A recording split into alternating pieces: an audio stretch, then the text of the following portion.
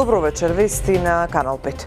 Продолжува големата акција за чистење на Скопје. Механизацијата денеска беше сконцентрирана во расчистувањето на коритото на реката Вардар во централното градско подрачје. Други екипи собираа смети лисја со специализирани возила. Се празнеа и контейнерите. На терен денеска беше Јорданчо Цветановски. Втор ден од 72-часовната акција за чистење на Скопје, која треба да заврши во текот на утрешниот ден. Екипите се на терен, контейнерите се расчистуваат, а фокусот исто така е ставен и на нашата најголема река Вардар. Деновиве интензивно се чисти речното корито на реката Вардар. Нашата најголема река се ослободува од ѓубрето и мини депониите кои беа на самиот кеј. Тешка механизација е стационирана во самата река. Го чисти ѓубрето со помош на работници. На самиот кеј пак се чисти ѓубрето и лисијата од надлежните служби.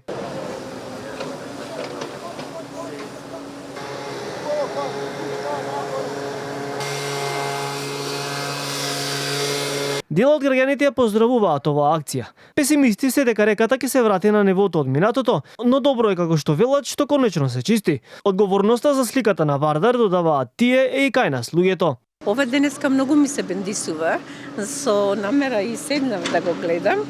Навистина прекрасна акција и ја поздравувам, ама не е само до градоначалникот, до нас е. Откако ќе исчисти, треба многу да бидеме културни и да внимаваме да го одржиме тоа што ќе го направи.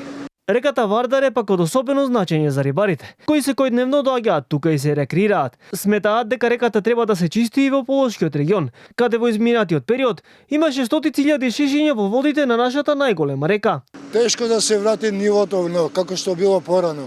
Него сега моментално водата е голема, не се гледа правецот, не се гледа таа чистината. А иначе за прљаштина има доста, се собира, кај што има препрека се собира. Ова треба почесто за да биде овој дел центар, пошто туристи доаѓаат, нашиот глас ќе ни испадне многу лош надвор. Иначе центар си е центар, порано било све со дрва од сите страни.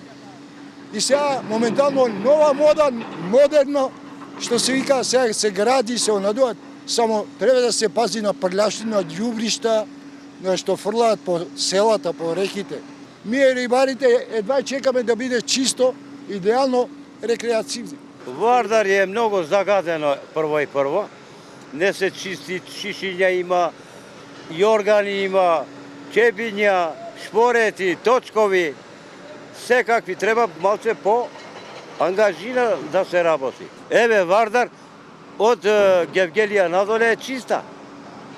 Вардар, истиот е Вардар. Акцијата за чистење на Скопје започна во четвртокот вечерта, кога повеќе од 800 работници и 100 машини беа распределени на повеќе локации во градот, а генералката се очекува да заврши во текот на утрешниот ден. Сепак градоначалникот Ѓоргиевски најави дека градот ќе продолжи да се чисти и во наредните денови.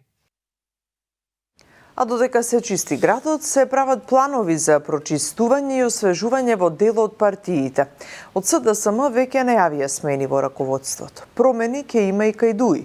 Влен прави планови да прерасне во партија, а ВМРО-ДПМН се подготвува за конгрес. Што може да донесе ова во политичката реалност? Очигледно е дека таму се потребни повеќе структурни промени после лошиот резултат, кои можат да вклучат и кадровски промени, но мислам дека кадровските промени нема да бидат доволни. Во основа, тие се соочуваат со демографска криза, со криза на доктрина, со криза на политички производ, со кадрова криза, но и со криза на нивната партиска машинерија.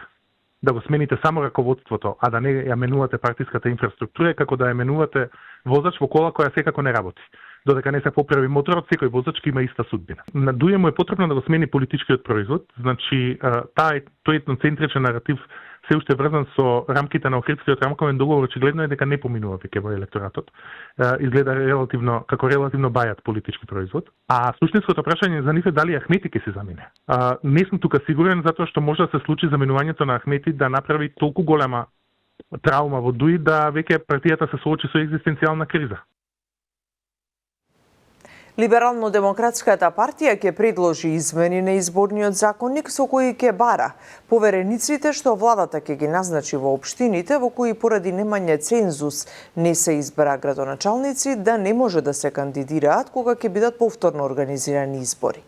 Председателката на ЛДП Моника Зајкова во изјава за Канал 5 вели дека овие измени се за да се обезбеди фер и праведна трка во изборот на градоначалници. На овој начин да обезбедиме барем да биде фер во однос на условите за сите кандидати. Бидејќи кога вие ќе ставите повереник кој подоцна може да биде кандидат за изборите, на што сме сведочеле во минатото, конкретен пример била и Мавра во Ростиша, тој секогаш има предност. Прво граѓаните се навикнуваат на него, тој има ресурси со кои што располага во општината. Едноставно кога ќе ги ставите и другите кандидати, оној кој што веќе ја врши должноста, е некако во понапредна во предност во однос на сите оние останати кои што ќе се кандидираат. Затоа сакаме да обезбедиме фер услови за сите кандидати и да спречиме можни злоупотреби на функцијата градоначалник во периодот до одржување на изборите. Сметаме дека на ваков начин ќе се влија и на поголема транспарентност, одговорност, но и на фер пристап во локалната самоуправа и кон граѓаните. Во ризик се 128 милиони евра. Поради корупцијскиот скандал на власта, Европската Унија најавува стопирање на ИПАРТ. Ова денеска го изјави од опозицијската СДСМ по апсењата во платежната агенција поради местење договори. Министерот за земјоделство Цветан Трипуновски пак со став: нема никаква опасност од стопирањето на ИПАРТ програмата во земјава. Коруптивните шеми и скандали на кадрите на ВМРО-ДПМН во земјоделството ја доведуваат во прашање европската поддршка за реализација на ИПАРТ 3 програмата вредна 128 милиони евра. По овој скандал, според информациите кои што ги имаме, веќе има најава и тоа е можно да Европската Унија ги стопира финансирањата во ИПАРТ 3 програмата од Европската комисија.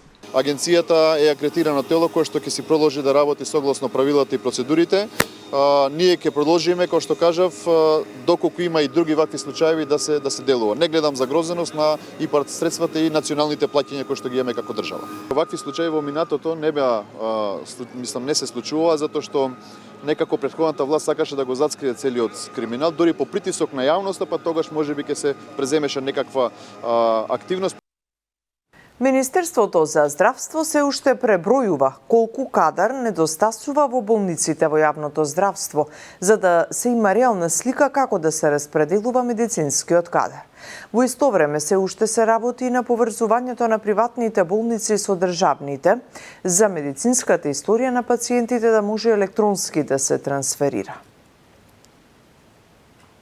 Наместо со полни кеси, упати и извештаи, пациентите на лекар да одат само со мобилниот телефон врац, а сите информации за нивната болест и третмани докторот да ги има на еден клик на мој термин, без разлика дали претходно се лекувале во приватна болница. Ваква идеја за дигитално здравство има министерот Азир Алиу, кој сепак признава дека пред се има сериозен недостаток на здравствени работници во земјава. Колку вкупно лекари, сестри и техничари фалат низ болниците во Македонија, за сега не се знае. Алиу вели дека се уште се пребројува, а пресметката ќе се објави за една недела. Ние веќе имаме решенја тука, дигитални решенја кои што се препознатливи не само кај нас тука и надворот од државата, како што е мој термин, кој што е функционален, функционира и една добра база за дигитализација, дигитална трансформација на здравството веќе постои кај нас, само треба да се надополни со други компоненти, елементи и да имаме здравствен систем кој што секој од нас папката за нашето здравствена картичка ќе имаме на наш мобилен телефон, а не да трчаме уште еднаш со папки и со кеси. Али утврди дека како што ветил, така постапил и од минатиот месец им наложил на сите приватни болници задолжително да ги отворат своите бази и да дадат пристап на мој термин до своите податоци за третманот на сите пациенти, без разлика дали плаќаат од свој джеп или не. Се работи на информатичкиот дел, вели министерот, кој не знае колку време ќе помине пред да заврши постапката и кога докторите ќе можат со еден клик да се информираат за претходните медицински извештаи. Техничките можности и алгоритмите веќе се дефинирани, веќе таа комуникација е воспоставена, дали базата е ги црпи сите податоци до каде се, тоа навистина не знам, ќе треба заеднички со директорот да имаме пресконференција за да не извести до сега како оди двојната комуникација помеѓу приватните институции и нашата дата база. Но тие се процеси, знаете дека секоја дигитализација би била штета ако не е целосна. Во меѓувреме Алиу вели дека се работи на пилот проект во Дебар и Делчево, каде поради недостаток на специјалистички здравствени услуги се планира да се има така наречен центар за телемедицина, па пациентите преку телефони и други технолошки можности да се консултираат за својата болест и терапија со лекари од друг град. Инаку Алиу присуствуваше на првиот саем за медицина, стоматологија и фармација Health Innovation Expo 2025 во организација на Комората на приватното здравство, каде се презентираа нови помодерни медицински апарати, а меѓу другото се говореше за вештачката интелигенција во медицината, која е алатка за олеснување и не може да ги замени лекарите, но може значително да придонесе кон намалување на човечките грешки во медицинскиот третман. Ги завршуваме тука вестите. Имајте убава вечер.